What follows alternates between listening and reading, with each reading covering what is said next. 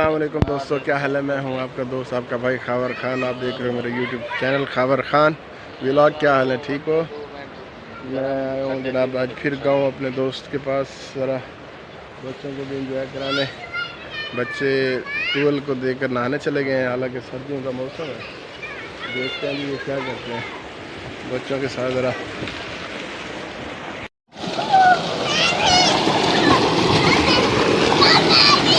کدھر آپ بھی نہیں،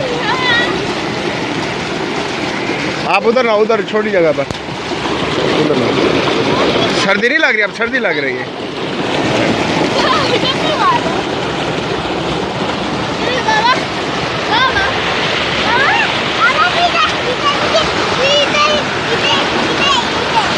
ادھر نہانا ہے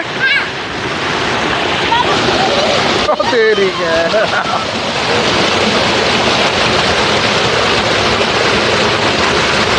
آ رہا ہے بھائی، مزہ آ رہا ہے. ہاں بھائی، ابراہیم خان محمد.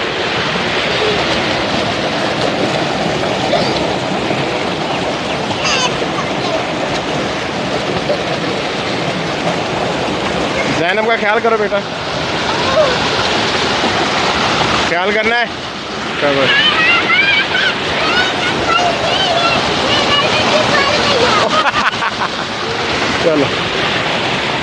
جی دوستو، بچے نہا رہے ہیں، میں ذرا گھوم پھر رہا ہوں، انجوائے کر رہا ہوں. آئیڈیل ڈیرا ہے میرا یہ، زبردست ماحول بہت ہی. یہ دیکھیں اتنی باہر جگہ کو کورڈ کیا ہوا ہے. اندر ٹویل بھی اندر ہے، ٹویل بھی اندر بیٹھنے کے لیے، روم وغیرہ آرام کرنے کے لیے، جانوروں کے لیے بہت زبردست جگہ بنائی ہوئی ہے.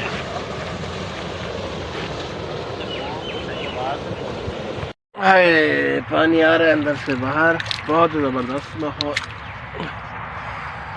سامنے گھر، اور یہ بالکل ہی ساتھ موٹر وے. پہلے ادھر موٹر وے نہیں تھی، اب آئی ہے.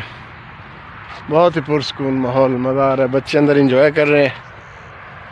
وہ میرے بھائی صاحب جو ہیں وہ فون پہ مصروف ہو گئے. میں نے کہا چلیں آپ کو تھوڑا وزٹ کراتے ہیں باہر کا، بلکہ میں آپ کو دکھاتا ہوں. پہلے ہم بھی یہاں رہتے تھے، آپ کو وہ والی جگہ دکھاتا ہوں.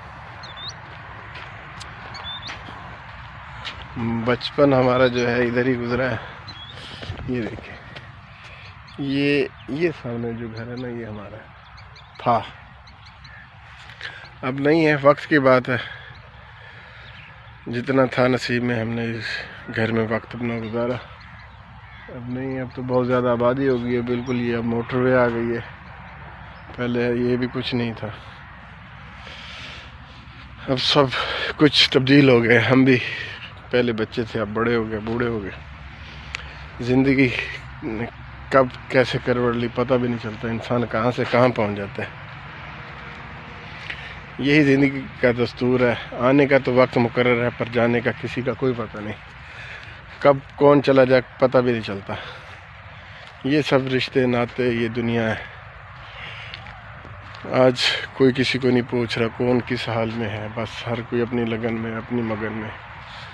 جب آپ کے پاس سب کچھ ہے تو سب آپ کے دوست بھی ہیں، رشتہ دار بھی ہیں. آپ کے پاس کچھ نہیں ہے تو سمجھ لو کسی کے پاس کچھ بھی نہیں ہے. لوگوں کے پاس اتنا ٹائم بھی نہیں ہے کہ وہ آپ سے پوچھیں کیسے ہو، کوئی پریشانی، کوئی کسی سے نہیں.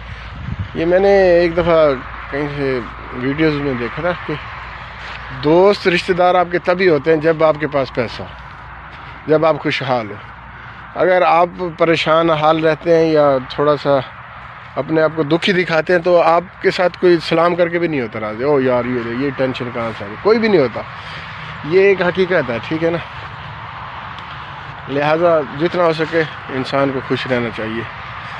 وقت اگر اچھا بھی نہیں رہتا تو وقت برا بھی نہیں رہتا. مایوس نہیں ہونا چاہیے. انشاءاللہ اچھا وقت دوبارہ آتا ہے. انسان کو محنت کرنی چاہیے اور اللہ تعالیٰ ضرور اس کا پھل دیتے ہیں. دیکھیں جی، بچے نہا رہے ہیں. کیا ماحول ہے جناب. کہیں پہ بھی نہا لیتے ہیں. نہا کے وہ جا رہے ہیں مجھے دیکھ کے کہ شاید ہمیں منع کریں، حالانکہ میں تو خود ان کی ویڈیو بنانے آیا تھا. چلیں کوئی نہیں، انجوائے کریں. یہی لائف ہوتی ہے انجوائے کرنے کی یار. خوب مزے کرتے ہیں، نہ کوئی فکر نہ فاقہ، تے عیش کر کاکا مزے ہی مزے۔ یہ موٹر وے جی دوستو، تو میں اب واپس جا رہا ہوں ڈیرے میں، ادھر گھوم پھر لیا ہے۔ مجھے یاد آ رہا ہے یہ گاؤں کے جو لوگ ہوتے ہیں نا، یہ بہت ہی محبت کرنے والے ہوتے ہیں، بہت ہی پیار کرنے والے، بہت ہی زیادہ رسپیکٹ دینے والے۔ یہ صدیوں ان کے یہ جو ہے نا یہ رشتے نبھاتے ہیں ایک دوسرے سے۔ اگر کسی کو پتہ چل جاتا ہے نا یہ فلاں کا بیٹا ہے اور اتنے عرصے بعد ہے، تو وہ بھی ملنے آتا ہے اور بہت پیار سے ملتا ہے، بہت خوشی کا اظہار کرتا ہے، مطلب بہت چاہت ہوتی ہے ان میں۔ جبکہ شہری علاقوں میں، شہروں میں ہمارے ایسا نہیں ہوتا۔ وہ ایک گلی سے دوسری گلی والے کو پتہ بھی نہیں ہوتا یہ کون کیا ہے اور کیا کر رہا ہے، کیا مصروفیت ہے اور اس کے کیا مسائل ہیں۔ مطلب ایون کہ یہ بھی ہوتا ہے کہ اگر کسی کے گھر کوئی حادثہ ہو جاتا ہے یا کوئی فوتگی ہو جاتی ہے تو پتہ بھی نہیں ہوتا بعض ٹائم لوگوں کو کہ کیا ہوا ہے۔ وہ شادی خوشیاں سب کچھ ہو رہا ہے۔ یہاں پر بڑا احترام ہوتا ہے، دیہاتوں میں اس کا بڑا خیال رکھا جاتا ہے۔ اور اس پہ جو ہے نا یہ کاسٹ کا بھی بڑا فرق پڑتا ہے، مطلب کون کس خاندان سے ہے، کون کیا ہے، اس کا بڑا فرق ہوتا ہے۔ تو اس پہ مجھے ایک چھوٹی سی بات یاد آ رہی ہے۔ ایک پرانے وقتوں میں سلطان محمود غزنوی جب بادشاہ تھے تو انہوں نے ایک دفعہ ایک دربار لگایا۔ دربار میں نا سب کو جمع کیا ہوا تھا اور کہا یار کوئی ایسا بندہ ہے جو مجھے نا حضرت خضر علیہ السلام سے ملوا سکے، میرے دل میں بڑی چاہت ہے، میں ان سے ملنا چاہتا ہوں۔ تو وہیں پہ موجود بیٹھا ایک غریب آدمی، اس نے کہا جی حضور میں آپ کو حضرت خضر علیہ السلام سے ملوا سکتا ہوں۔ انہوں نے بادشاہ سلام نے کہا جی بتاؤ کیسے مجھے ملواؤ گے؟ غریب آدمی نے کہا جی مجھے اس کے لیے نا چلہ کاٹنا پڑے گا جنگل میں، اور میں بہت ہی غریب آدمی ہوں، تو اس کے لیے مجھے 6 ماہ کا وقت درکار ہے اور میرے گھر میں بالکل بھی راشن نہیں ہے۔ تو آپ اس طرح کریں، اگر آپ میرے گھر کا راشن پورا کر دیں تو میں آپ کے لیے چلہ کاٹ دیتا ہوں۔ بادشاہ نے خوشی کہا ٹھیک ہے جی میں ایسا کرنے کو تیار ہوں۔ غریب چلہ کاٹنے چلا گیا وہ بندہ جو تھا۔ 6 ماہ بعد جب واپس آئے تو بادشاہ نے پوچھا ہاں بھی کیا بنا؟ تو اس نے کہا جی میرا چلہ جو ہے نا وہ کچھ الٹ پڑ گیا ہے، تو مجھے اس کے لیے 6 ماہ اور درکار ہے۔ اگر آپ مجھے 6 ماہ کے لیے اور بھیجنا چاہتے ہیں تو میں چلا جاتا ہوں، نہیں تو ابھی تو کچھ نہیں ہوا۔ بادشاہ نے کہا ٹھیک ہے یار اسے جانے دو اور اس کے گھر کا خرچہ یا جو ضروریات ہیں وہ آپ پوری کرو اپنے رعایا کو کہا۔ تو ایسا ہی ہوا، وہ چلا گیا اور 6 ماہ کے لیے، اور اس کے گھر کا راشن وغیرہ چلتا رہا پیچھے۔ جب 1 سال مکمل ہوا تو وہ بندہ واپس آیا، اس نے کہا جی بادشاہ نے کہا ہاں بھائی کیا بنا؟ تو اس بندے نے ہاتھ جوڑ لی اور کہا بادشاہ سلامت میں بہت ہی غریب ہوں، میرے گھر میں بالکل فاقے تھے، میرے گھر میں کچھ بھی کھانے کو نہیں تھا، تو میں آپ کو حضرت خضر علیہ السلام سے تو نہیں ملا سکتا۔ یہ سب میں نے جھوٹ میں کہا تھا تاکہ میرے گھر کے کچھ دن کا راشن پورا ہو جائے۔ کچھ عرصہ آپ نے میرے گھر کا راشن پورا کیا، جس کے لیے میں مطلب آپ کا بہت زیادہ مشکور ہوں۔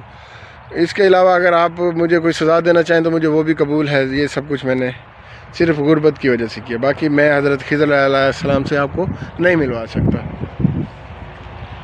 تو بادشاہ کو غصہ تو آیا، لیکن انہوں نے کہا جی اچھا میں اپنے وزراء سے مشورہ کرتا ہوں کہ اس کے ساتھ کیا کیا جائے۔ تو انہوں نے اپنے وزراء سے مشورہ کیا، انہوں نے پوچھا اپنے وزیر سے بتاؤ بھائی اس کے ساتھ کیا کیا جائے۔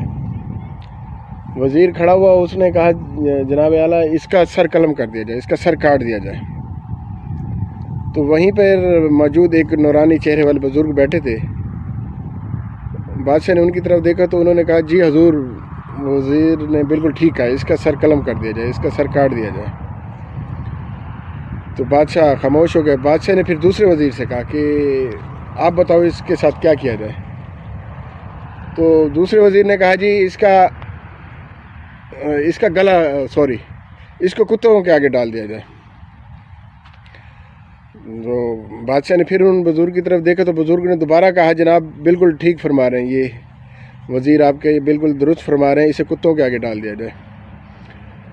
تو بادشاہ خاموش ہو گئے۔ اس کے بعد بادشاہ نے نا اپنے ایک بہت ہی مطلب لاڈلے خادم ایاز سے پوچھا ایاز تم بتاؤ اس بندے کے ساتھ کیا کیا جائے۔ تو ایاز نے کہا حضور اسے معاف کر دیا جائے، چونکہ یہ بندہ بہت ہی غریب ہے اور اس کے پاس اس کے علاوہ کوئی حل نہیں تھا کہ یہ اپنے گھر کا راشن کس طرح پورا کرے، اس لیے اسے جھوٹ بولنا پڑا. اور اس کے گھر کا راشن پورا کرنے سے آپ کو کوئی فرق نہیں پڑتا، آپ کے خزانوں میں کوئی فرق نہیں پڑتا، لہذا اسے آپ معاف کر دیں تو میرے خیال میں یہی مناسب ہوگا. تو اس پر بھی وہ نورانی چہرے والے بزرگ کھڑے ہوئے اور انہوں نے کہا جی حضور، ایاز بالکل درست فرما رہا ہے، اسے معاف کر دیا جائے. اس پر بادشاہ نے کہا آپ نے دونوں وزیروں نے جو سزائیں سنائی آپ نے اس پر بھی کہا یہ درست فرما رہے ہیں، اور اب ایاز نے کہا اسے معاف کر دیا جائے، تب بھی آپ کہہ رہے ہیں کہ اسے معاف کر دیا جائے، آپ یہ درست فرما رہا ہے. تو اس کا آپ کیا کہنا چاہتے ہیں؟ مجھے آپ کی سمجھ نہیں آئی. اس پر نورانی چہرے والے بزرگ نے کہا جناب، جب آپ کے پہلے وزیر نے کہا کہ اس کا سر کاٹ دیا جائے تو میں آپ کو بتانا چاہتا ہوں کہ یہ اس کے آباء و اجداد، اس کے بزرگ کسائیوں کا کام کرتے تھے، یہ گوشت کاٹتے تھے. تو جس کا جیسے ظرف ہوتا ہے، جیسے پیشہ ہوتا ہے، جیسے رہن سہن ہوتا ہے، انسان ویسے ہی سوچتا ہے، وہ کسی کے بارے میں کبھی بھی اچھا نہیں سوچ سکتا. تو اس کا یہی سوچ تھی، یہی تھا، اس نے کہا اس کا سر کاٹ دیا جائے. اور اس کے بعد جب دوسرے وزیر نے کہا جناب اسے کتوں کے آگے ڈال دیا جائے، تو اس کے بزرگ، اس کے رشتہ دار، یہ سب بادشاہوں کے کتے نہلایا کرتے تھے. تو اس نے بھی ویسے ہی کہا، کیونکہ ان کا پیشہ ہی ایسا تھا، ان کا رہن سہن ہی ایسا تھا، اس نے بچپن سے ہی ایسے لوگوں میں اٹھنا بیٹھنا اور پلا بڑا تھا، تو اس نے ایسے ہی کہا. اور جب ایاز نے کہا کہ اسے معاف کر دیا جائے، چونکہ ایاز ایک سید زاد ہے اور سید زاد نے ہمیشہ قربانی دینا سیکھی ہے اور دوسروں کو بچانا سیکھا ہے اور دوسروں کے بھلا ہی ہمیشہ سوچا ہے. تو اس لیے ایاز کی سوچ، اور ایاز نے بہت بڑی بات کی جس پر بادشاہ کو بڑی حیرانی ہوئی، اور اس نے ایاز سے پوچھا کہ ایاز، تم نے مجھے پہلے کبھی نہیں بتایا کہ تم ایک سید زادے ہو اور تم اتنے خاموشی سے اور یہ تمام کام کرتے رہے ہو، اور تم نے کبھی بھی اپنے بارے میں نہیں بتایا. تو اس پر ایاز نے کہا جناب، میں آپ کو بتانا بھی نہیں چاہتا تھا، لیکن یہ بزرگ جو آپ کے سامنے کھڑے ہیں انہوں نے آج میرا یہ راز فاش کر دیا، تو میں آپ سے بہت ہی شرمندہ ہوں. اس پر ایاز نے کہا کہ جناب، میں بھی آپ کو ایک بات بتانا چاہتا ہوں، یہ جو نورانی چہرے والے بزرگ آپ کے سامنے موجود ہیں، یہ بھی کوئی عام بزرگ نہیں ہیں، یہ بھی حضرت خضر علیہ السلام ہی ہیں جو کہ آپ کے پاس آئے ہوئے ہیں. اور اس پر جی جناب، ابھی ہم جا رہے ہیں، پھر تھوڑا کام یہ آ گیا میرے پاس. یہ جو میرا یار ہے نا، یہ مجھے بہت ہی پیارا ہے، خبیث. یہ مجھے چھیڑ بھی رہا ہے آہستہ سے نا، اس کو گندی عادت ہے نا، اس لیے چھیڑتا ہوں. تو اب ہم جا رہے ہیں کہیں، ٹھیک ہے؟ اگر آپ کو میری ویڈیو پسند آئی ہے تو پلیز سبسکرائب ضرور کریں، لائک کریں، کمنٹس کریں. انشاءاللہ مزید بھی آپ کو اچھی اچھی ویڈیو دیں گے دیکھنے کو. Thank you. ہاں جی، بچوں نے نہا لیا، اب سردی سے کانپ رہے ہیں. اب ہم جا رہے ہیں گھر. چلیں گھر؟ چلو.